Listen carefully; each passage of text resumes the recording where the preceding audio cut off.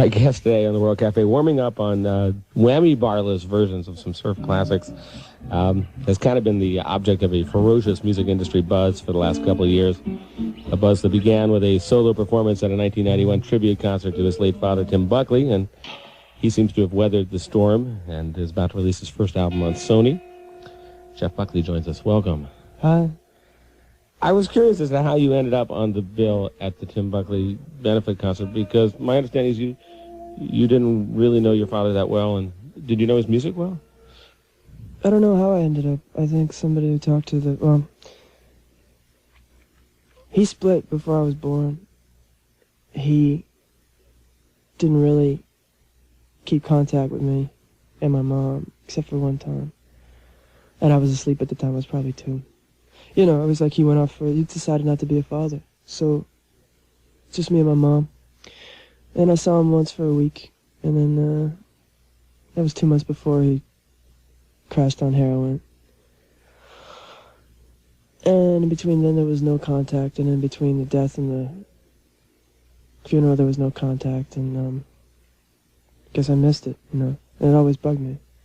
So I decided they asked me to come. The people at St. Anne's, the very beautiful people at St. Anne's. They asked me to come. I said no at first, and then I said okay, but I don't want to be billed, and I just want to come on and sing and come off.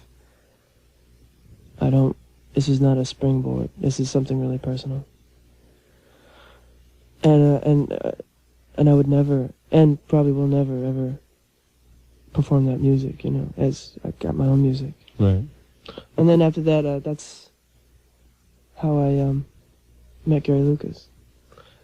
Gary was playing there also, with Gods and Monsters, or no, he was by himself. He was playing with somebody. He was collaborating with Julia Hayward, really great performance artist in New York. Were you surprised by the reaction, and were you leery of the reaction? Leery and not surprised, no. Yeah. As I didn't think it had anything to do with me at all. There's a... I don't really dig talking about this subject, but my friend Bill Flanagan wrote this really loving article about me, and I came on the stage and he said he heard Tim Buckley's haunted voice. And if that's the impression I gave to people, it was purely... It's not his voice, and it's not my voice. It's the voice that's been passed down through every man in the family.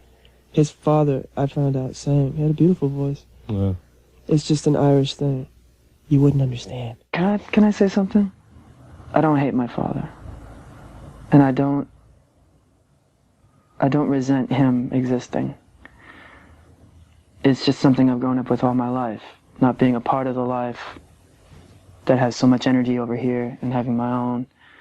And then when you're a kid, people assume that you have no mind of your own, which at a very early age I did.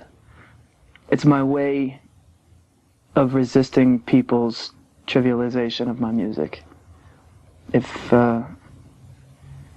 it should be known, and it should, I have a great, great admiration for Tim and what he did. And some things that he did completely embarrass me to hell. But the things that were great, I'll hold up against anything. But that's a respect as a fellow artist, because he really wasn't my father. My father was Ron Moorhead, you know. But because I've done so many interviews and I look at the page, I think that the feeling that comes across is it's not accurate. It shouldn't be remembered as that, because it looks very bitter.